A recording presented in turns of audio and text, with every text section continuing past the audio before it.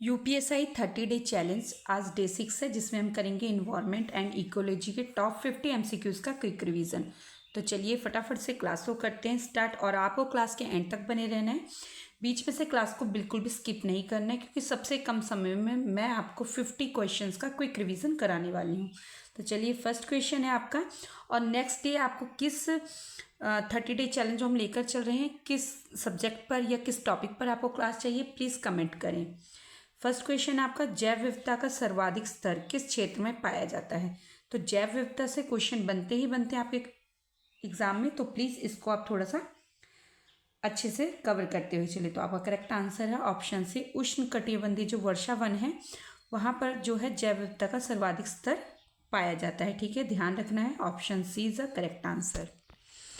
Next question है आपका, keystone प्रजाति, ये एक प्रजाति का नाम है, कीस्टोन प्रजाति से तत्प्राय है, मतलब इससे क्या तत्प्राय है।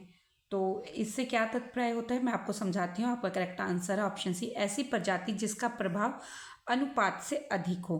कीस्टोन प्रजाति एक नेम दिया गया है ऐसी प्रजातियों को जिसका प्रभाव अनुपात से अधिक होता है। ठीक है, आपको ध्यान रखना है, option C is a correct answer. आपको इसमें इन्वायरमेंट और इकोलॉजी दोनों के ही क्वेश्चन मिलेंगे। नेक्स्ट क्वेश्चन, निम्न में से कौन सा एक जैव मंडल आरक्षित क्षेत्र है। बायोस्फीयर रिजर्व है, और बायोस्फीयर रिजर्व से क्वेश्चन बनते हैं आपके, इसलिए इस क्वेश्चन को आपको ढंग से देखना है। तो आपका करेक्ट आंसर है ऑप्शन सी, जो नीलगिरी है वो बायोस्फीयर रिजर्व सबसे बड़ा, भारत का सबसे बड़ा बायोस्फीयर रिजर्व माना जाता है। ठीक है, और आपसे पूछे जैव मंडल आरक्षित क्षेत्र है ये, ठीक है, कौन सा, Nilgiri, option C is the correct answer. Next question है आपका, ओजोन परत मुख्यतः किस गैस से प्रभावित होती है। तो सभी को पता है कि ओजोन जो परत है किससे प्रभावित होती है, सीएफसी से, क्लोरोफ्लोरोकार्बन से। ठीक है, option B is the correct answer. Next question है जो कि मोस्ट इंपॉर्टेंट है, ग्रीन हाउस प्रभाव के लिए प्रमुख गैस कौन सी है। तो आपका करेक्ट आंसर रहने वाला है ऑप्शन बी, कार्बन डाइऑक्साइड। ठीक है, option B is the correct answer. Next question की ओर चलेंगे हम, रेड डाटा बुक प्रकाशित करती है। तो रेड डाटा जो बुक होती है इसे कौन प्रकाशित करती है, कौन सी संस्था। तो आपका करेक्ट आंसर है ऑप्शन सी, IUCN। ठीक है, रेड डाटा बुक के बारे में अभी आगे भी क्वेश्चन मिलेगी कि इसमें ये रेड डाटा बुक में क्या होता है। ठीक है, नेक्स्ट क्वेश्चन है आपका, मोस्ट इंपॉर्टेंट है, पारिस्थितिकी तंत्र में ऊर्जा का प्रभाव होता है। तो आपका करेक्ट आंसर है ऑप्शन सी, एक दिश में। ठीक है, option C is the correct answer. और आपको क्लास को ज़्यादा से ज़्यादा शेयर करना है अपने दोस्तों के पास, अपने ग्रुप सर्कल्स में, और जितने भी बच्चे नए जुड़ते हैं इस चैनल के साथ प्लीज़ सब्सक्राइब कर लें, ताकि 30 डे चैलेंज जो हम लेकर चल रहे हैं और आपका एक क्विक रिवीजन करा रहे हैं आप तक जरूर पहुँच सके। क्योंकि यहाँ पर डायरेक्ट आपको क्विक रिवीजन क्लासेस चल रही हैं, आप कह सकते हैं कि मॉक टेस्ट चल रहे हैं, जो आपके जो एग्ज़ाम को अच्छा दिशा देने में आपके लिए बहुत ही ज़्यादा हेल्पफुल हो सकती है। नेक्स्ट क्वेश्चन है, जैव आवर्धन, ठीक है, अधिक स्पष्ट होता है। तो जो बायो मैग्निफिकेशन होता है ये अधिक कहाँ पर स्पष्ट होता है। तो आपका करेक्ट आंसर है ऑप्शन सी, शीर्ष उपभोक्ताओं में। ठीक है, जो शीर्ष उपभोक्ता होते हैं उनमें होता है, option C is the correct answer. Next question है आपका, निम्न में से कौन सा आर्द्रभूमि वेटलैंड है। आर्द्रभूमि का मतलब वेटलैंड। ठीक है, तो आपका करेक्ट आंसर है ऑप्शन ए, चिल्का झील जो है वेटलैंड में आती है। ठीक है, option A is the correct answer. Next question है आपका, इन सीटू संरक्षण का उदाहरण है। तो जो इन सीटू संरक्षण है इसका उदाहरण क्या है। तो आपका करेक्ट आंसर रहने वाला है राष्ट्रीय उद्यान जो है इन सीटू का उदाहरण है। ठीक है, option C is the correct answer.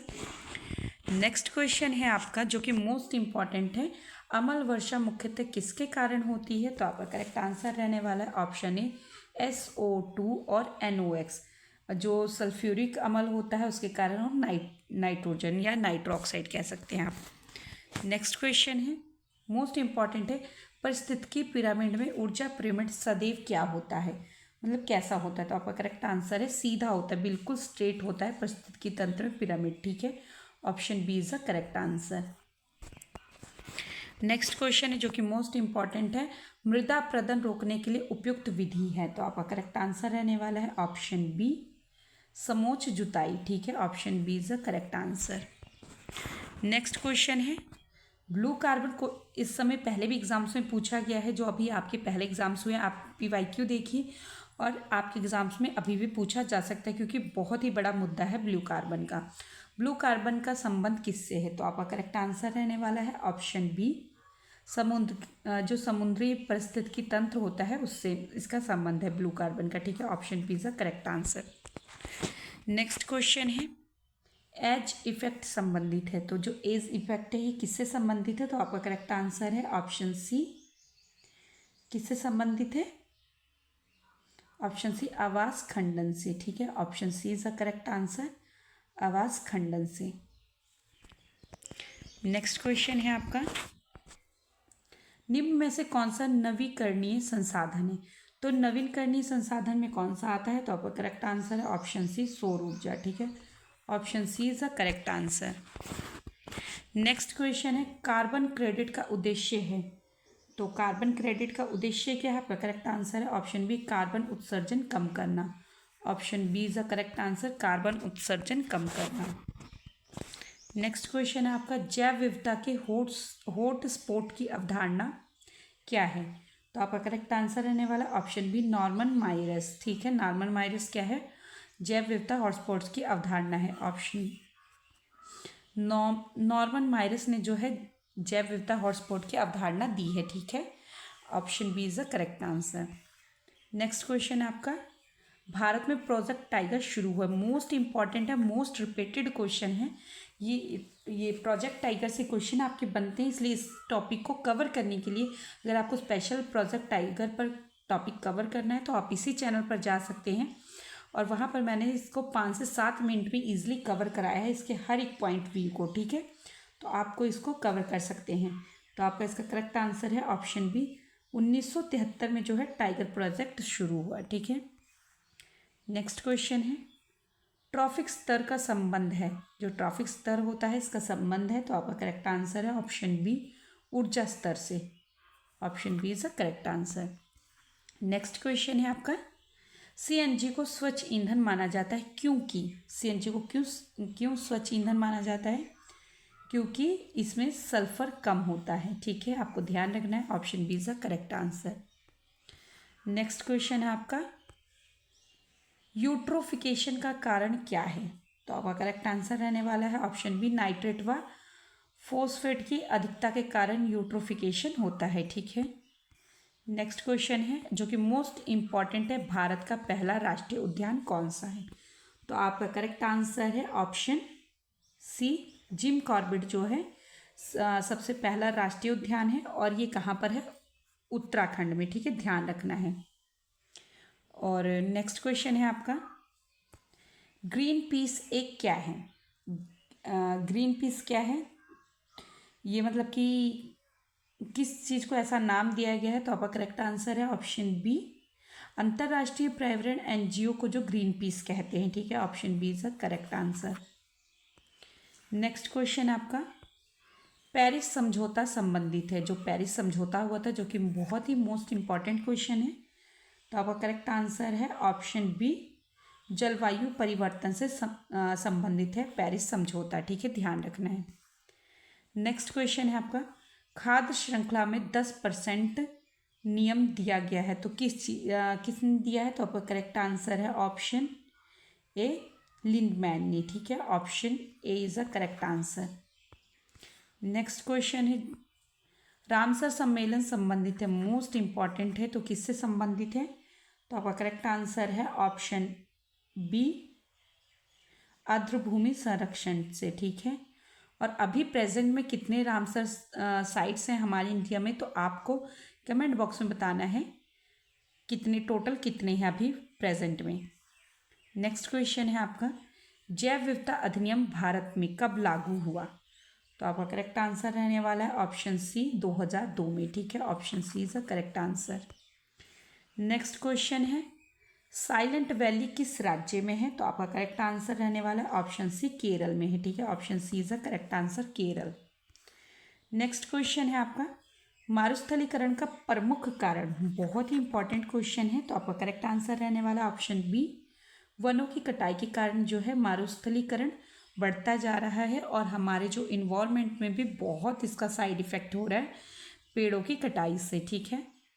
इसलिए आपको पेड़ कम काटने चाहिए और जो है ज़्यादा पेड़ लगाने चाहिए।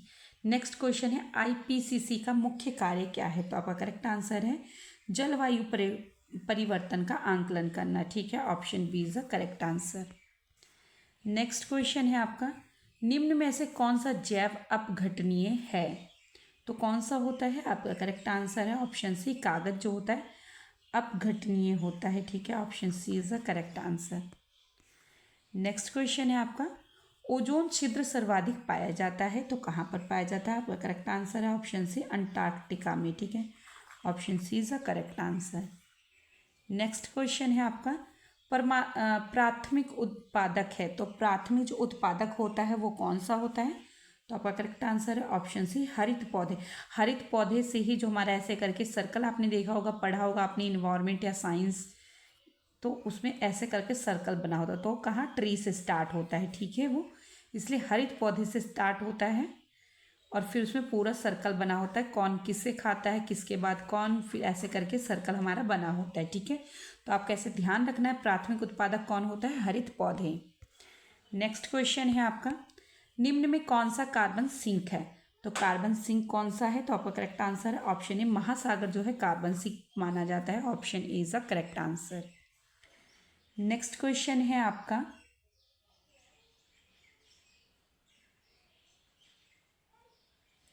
नेक्स्ट क्वेश्चन है सॉरी हाँ, ये क्वेश्चन हो चुका हमारा 35, 36। नेक्स्ट क्वेश्चन जैव अवर्धन में सर्वाधिक प्रभावित होता है, तो क्या प्रभावित होता है? तो आपका करेक्ट आंसर है ऑप्शन डी, बड़ी मछली या पक्षी, ठीक है। Option D is the correct answer. Next question है आपका चिपको आंदोलन, हालांकि ये हिस्ट्री में बहुत पूछा जाता है क्वेश्चन, पर भी ये इन्वायरमेंट इकोलॉजी से भी संबंधित है। चिपको आंदोलन संबंधित है, ये किस लिए हुआ था? तो आपका करेक्ट आंसर है ऑप्शन बी, वन संरक्षण के लिए चिपको आंदोलन किया गया था, ठीक है। ताकि लोगों ने उस टाइम जो ये आंदोलन किया था, जब पेड़ों की कटाई हो रही थी तो लोग पेड़ों को चिपक जा रहे थे, या हम किसी चीज़ को ऐसे करके जकड़ते हैं, पकड़ लेते हैं, इसी प्रकार लोगों ने आंदोलन किया था पेड़ों को पकड़ कर, ठीक है, ताकि पेड़ों की कटाई जो कम हो और वनों को ज़्यादा से ज़्यादा संरक्षण मिले। वन संरक्षण इसका करेक्ट आंसर है। चिपको आंदोलन किससे संबंधित है? तो वन संरक्षण से। Option B is the correct answer, ध्यान रखना आपने। नेक्स्ट क्वेश्चन है निम्न में कौन सा हरित गृह गैस नहीं है? नहीं है पूछ रहे, तो आपको ध्यान रखना है कि नहीं है में कौन आता है? तो ऑप्शन डी, O2, ऑक्सीजन जो है हरित गृह गैस में नहीं आता है। नेक्स्ट है जैव विविधता का अर्थ पूछा जाता है और बहुत बार क्वेश्चन में आपके एग्जाम से पूछा गया है, तो ये मोस्ट इंपॉर्टेंट क्वेश्चन है और आपका करेक्ट आंसर जीन, प्रजाति व परितंत्र विविधता जो होती है ये जैव विविधता का अर्थ है, ठीक है। नेक्स्ट क्वेश्चन है एल नीनो का प्रभाव होता है, मोस्ट इंपॉर्टेंट क्वेश्चन है, तो आपका करेक्ट आंसर है ऑप्शन बी, तापमान में असामान्य वृद्धि जब होती है तो उसे एल नीनो कहा जाता है या एल नीनो का प्रभाव कहा जाता है, ठीक है। नेक्स्ट क्वेश्चन है जो कि मोस्ट इंपॉर्टेंट है, राष्ट्रीय हरित अधिकरण NGT स्थापित हुआ, कब स्थापित हुआ था? तो आपका करेक्ट आंसर है ऑप्शन बी, 2010 में, ठीक है। Option B is the correct answer.